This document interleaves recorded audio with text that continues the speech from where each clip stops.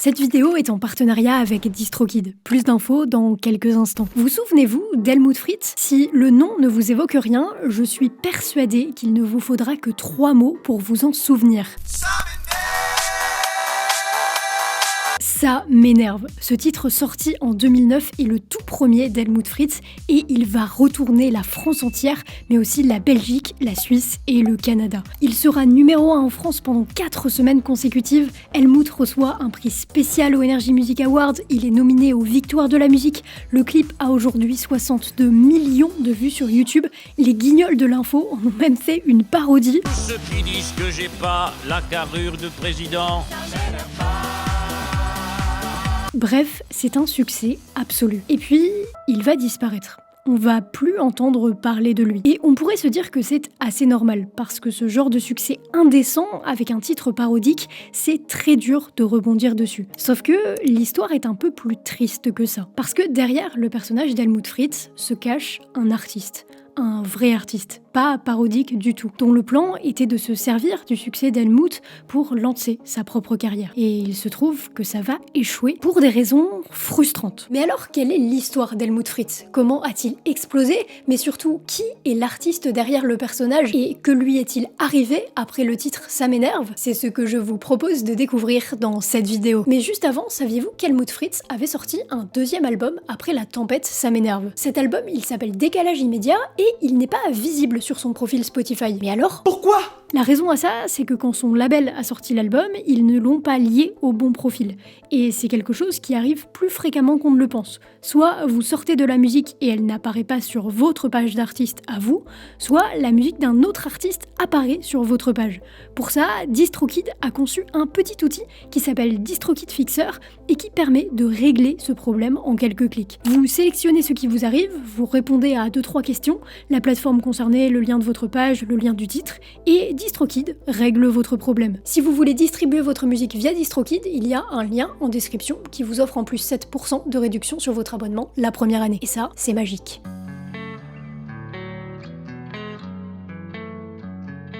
L'histoire commence par un rêve, celui de devenir un artiste à succès. Eric Greff, c'est le vrai nom de Helmut Fritz, est vendeur de voitures chez BMW, mais c'est pas ça qu'il veut faire dans la vie. Alors un jour, après une énième convention d'entreprise, il lâche tout, sans aucune sécurité, pour devenir ce qu'il veut vraiment être, un artiste. Et quand je vous dis qu'il n'a aucune sécurité, ça signifie 2 choses. 1, il n'a pas énormément d'économies, ce qui signifie qu'il va vite devoir faire des petits boulots à côté pour vivre. Et 2, il n'a aucun contact dans l'industrie de la musique. Mais heureusement pour lui, un musicien rencontré dans son ancien travail lui propose son aide. Et ensemble, ils vont commencer à faire des premières maquettes, des morceaux de pop française. L'idée, c'est de les envoyer à des labels, à des directeurs artistiques, bref, à des gens connectés dans l'industrie musicale, afin qu'ils l'aident à se professionnaliser. Et ça va payer, puisqu'Eric rencontre un producteur qui lui propose de le signer. En fait, c'est facile l'industrie de la musique. Non. Globalement, ce producteur ne lui sert à rien. Il ne lui donne aucune avance financière et dans le label de ce producteur, le seul artiste signé, c'est le producteur lui-même. 1 an s'écoule et il ne se passe rien. C'est un mauvais plan. Eric se détache de ce producteur et repart à zéro, toujours avec l'envie brûlante de devenir quelqu'un dans la musique. Sauf que c'est le début de la descente aux enfers. Pendant 2 ans, il va en gros pas se passer grand-chose malgré ses tentatives. Mais l'apogée du malheur arrive lorsque l'un de ses travaux alimentaires, il se retrouve à côtoyer ses anciens collègues. Et j'ai envie de crever, quoi. Ses anciens camarades ne manquent pas de lui faire des remarques acerbes. C'est le pic de l'humiliation. Il est en face de son échec, obligé de le regarder dans les yeux. Ça fait 3 ans qu'il a quitté son travail bien payé pour vivre de sa passion, mais là, il est face au fait qu'il a pas réussi. Mais en allumant la télévision, il tombe sur un documentaire de Karl Lagerfeld. Et ça va changer le cours de sa vie.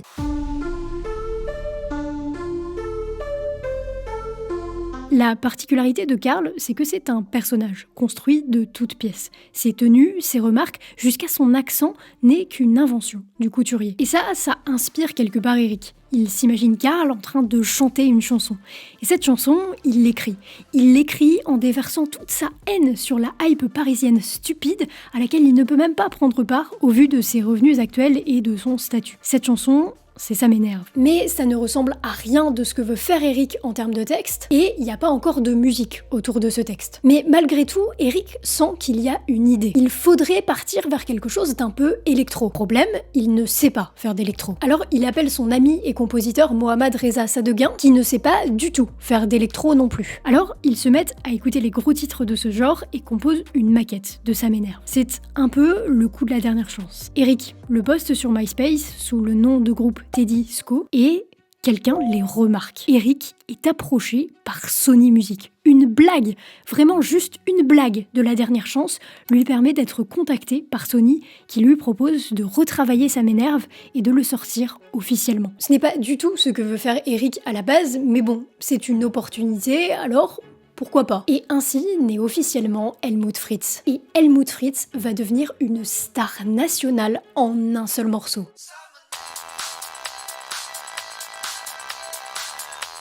Vous connaissez déjà la suite. Le morceau sort officiellement et atteint des sommets. Double disque de platine, tout le monde connaît ce morceau. À l'époque, le titre passe jusqu'à 12 fois par jour à la radio. C'est une référence dans la pop culture. Et tout ça, ça fait que pendant un an, la vie d'Eric Greff, caché derrière le personnage d'Helmut, va complètement changer. Car qui dit succès dit que tout le monde t'appelle et que tu es amené à faire du live, et notamment en boîte de nuit. À l'époque, Helmut en boîte de nuit, c'est un vrai phénomène, que ce soit en France, mais aussi un peu plus tard au Canada. Et puis, ce titre troll, encore une fois, atteint même les sphères sérieuses du monde de la musique. Ça m'énerve, c'est le titre de la chanson. Helmut Fritz, je te stocke. Sauf que derrière les strass et les paillettes, il y a deux problèmes majeurs. Le premier, c'est que tout ce rythme de vie de star épuise psychologiquement et physiquement Eric, et non Helmut, et le fait sombrer dans l'alcool. Mais le deuxième problème, c'est que tout ça, ce n'était pas son objectif. À la base, lui, il veut faire de la musique sérieuse, de la pop poétique qui plus est. C'est à l'opposé du personnage d'Helmut. Et en plus, justement, le personnage d'Helmut, il commence à s'épuiser. Parce que ce genre de succès, globalement, ça dure jamais éternellement. Alors il va falloir rebondir, et vite.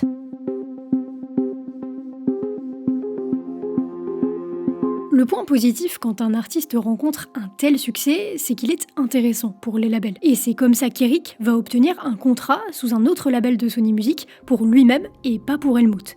Car sa décision est prise. Il ne veut plus incarner ce personnage. Et il veut profiter de la fin du succès d'Helmut pour montrer au monde ce dont il est vraiment capable musicalement. Sauf que, déjà, le label, bien que l'ayant signé, n'y croit pas trop. La transition semble trop brutale et trop sortie de nulle part. Et la sortie du premier titre va leur donner raison. Personne, que ce soit les acteurs de l'industrie musicale ou le public, ne comprend ce changement. Et en fait, au-delà de l'incompréhension, c'est surtout de l'indifférence. Il est temps que le temps nous laisse.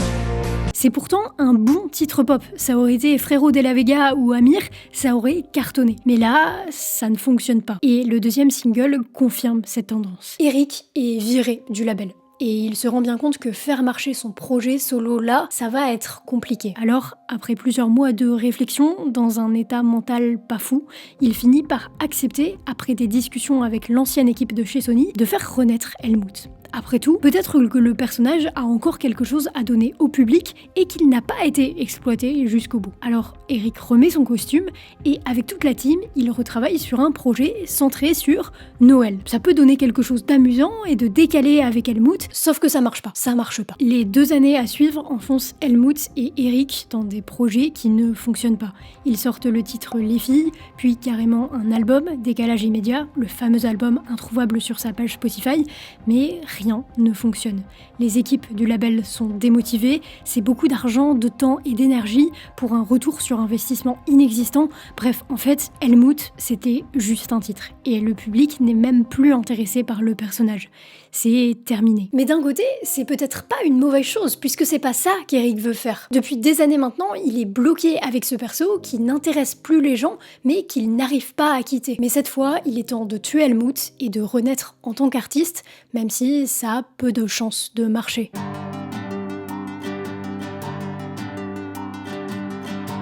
Après un coup bas de la part de Warner, qui a littéralement dit oui en écoutant le son, puis le lendemain non, en fait on a un autre artiste qui a une idée similaire alors on va pas te signer, Eric retourne chez Sony, qui est convaincu par le potentiel du nouveau titre pop d'Eric, qui revient sous le nom de Geronimo. Ils sortent le titre et ça ne marche pas. Pendant des mois, le titre ne décolle pas. Sauf que, à la rentrée 2015, petit à petit, le titre commence à décoller. Il va passer jusqu'à 12 fois par jour sur Énergie, soit le même nombre de fois que Ça m'énerve, et les streams, les vues sur le clip, tout commence à monter.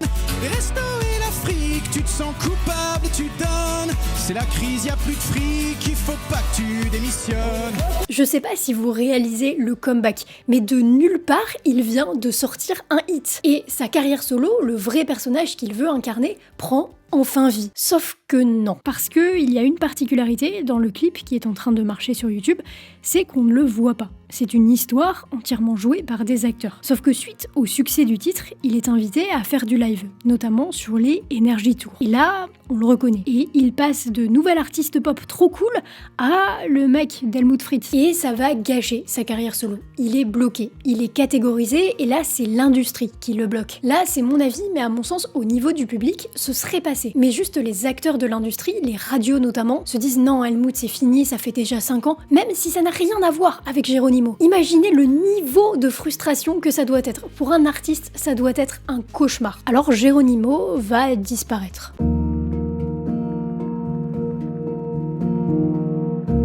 En réalité, il va sortir quelques titres encore, mais principalement, durant les années à venir, il va écrire pour les autres, travaillant avec des artistes comme Amir. Et il y a plein de gens pour qui cette situation de l'ombre est confortable, d'autant plus qu'il a touché des royalties probablement assez élevées avec Ça m'énerve, plus les revenus du live, mais vous comprenez bien, à ce stade de l'histoire, que c'était pas le rêve premier d'Eric en quittant son travail, c'était pas ça qu'il voulait faire. Et puis, 2020 arrive, confinement. Nous sommes en guerre. Et sa femme lui suggère une idée. Reprendre le personnage d'Helmut, version confinement, pour donner de la joie aux gens comme l'avait fait Ça m'énerve à l'époque. Mais est-ce que c'est vraiment une bonne idée ? Ça fait des années que ce personnage lui colle à la peau, ça a détruit sa carrière solo, et il va encore rejouer Helmut. Et pourtant, il finit par se dire, écoute, pourquoi pas ? C'est vrai que le titre et l'ambiance s'y prêtent bien, alors il publie une petite vidéo sur Facebook, et évidemment, ça explose. 2 millions de vues, appel d'un label qui lui propose de sortir le titre, Eric refuse, puis hésite, puis finalement accepte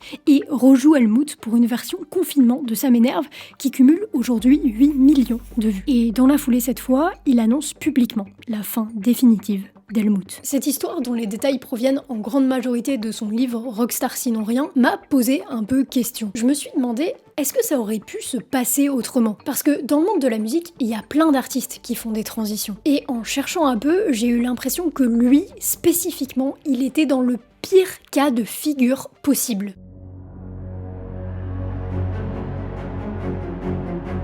C'est une grille de lecture parmi d'autres, mais pour moi, il y a 3 grands types d'artistes solos qui ont réussi à faire des transitions d'une image à une autre.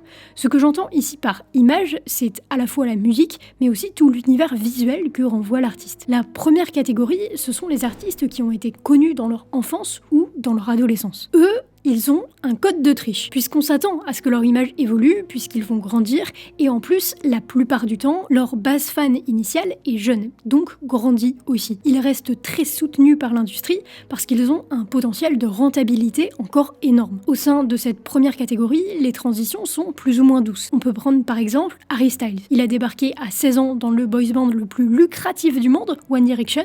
Il avait une image collée par son manager de coureur de jupons, oui, à 16 ans, ce sera le sujet d'une autre vidéo. Il chantait de la pop extrêmement lisse et il est devenu un artiste beaucoup plus mature qui fait du soft rock et c'est devenu une vraie icône mondiale. Là, son image a certes beaucoup évolué, mais en soi, il a juste grandi. Mais d'autres artistes ont fait volontairement le grand écart. Miley Cyrus, par exemple. Elle a commencé en tant qu'Hannah Montana, petite fille modèle qu'elle a incarnée de ses 14 à ses 19 ans.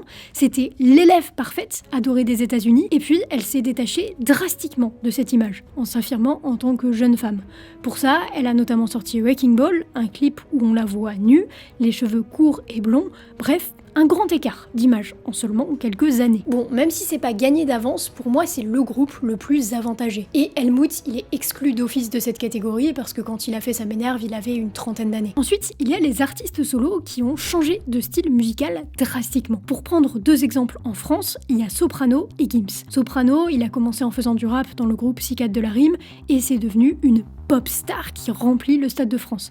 Gims, pareil, section d'assaut, puis pop star, Stade de France. Ça, c'est casse-gueule. Et enfin, troisième catégorie d'artistes, c'est les gens qui n'étaient pas artistes de base, mais qui se sont mis à faire de la musique. Vous savez à qui je pense? Aux youtubeurs. Et c'est peut-être l'exemple qui se rapproche le plus d'Helmut Fritz. Mais parmi les youtubeurs, il y a beaucoup d'échecs. Et les échecs ne se mesurent pas qu'aux chiffres dans ce cas-là. Je vais vous donner un exemple. Les deux youtubeurs qui, pour moi, ont le mieux réussi leur transition, en France c'est Mr V, à l'étranger c'est Joji. Joji, c'est le mec de ce même.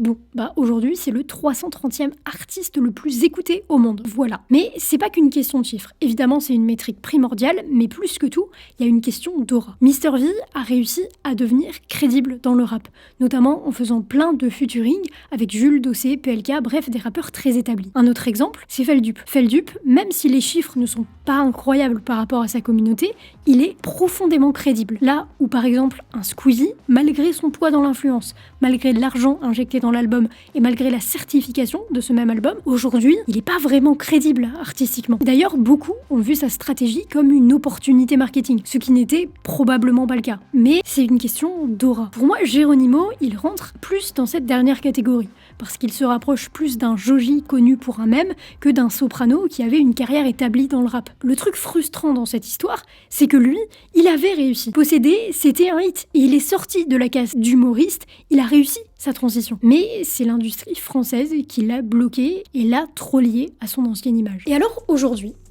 eh bien, il a réussi à réunir les deux mondes. Il sort de la musique sous Geronimo, il a sorti un album cette année, et il sort aussi de la musique sous Helmut, il a sorti un EP en 2021, et il fait même la tournée des Zéniths avec d'autres artistes pour célébrer les années 2000. Je serais curieuse de savoir comment il le vit, parce que de loin, il donne l'impression d'avoir fait la paix avec tout ça, mais c'est juste un regard extérieur, donc ça n'a aucune valeur. Si je retiens bien une chose de toute cette affaire, c'est que l'image publique, on n'en a qu'une. L'aura autour d'une personnalité publique, c'est ce qui change du tout au tout la teneur d'une carrière. Et c'est d'autant plus frustrant que ce n'est pas uniquement en votre contrôle. Les transitions d'une image à une autre sont possibles, mais touchy.